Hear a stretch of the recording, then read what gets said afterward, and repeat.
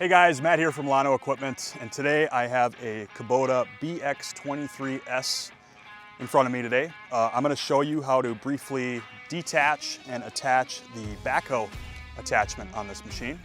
So we'll just do a brief overview of the hydraulic lines and your locking points and then the hitch on the bottom, and then I'll run through how to detach it and attach it for you. So a brief overview of your hydraulic lines coming from the machine. You have two up top here, and then another one with a hose that will attach to the backhoe. Your locking mechanisms are these silver pieces right here, and here you'll get a better close-up shot of those. And I'll run through how to unlock them before we detach the backhoe. And then your hinge points on the bottom, kind of at the base of that 3-point, or where you would have the 3-point adapter kit on this tractor.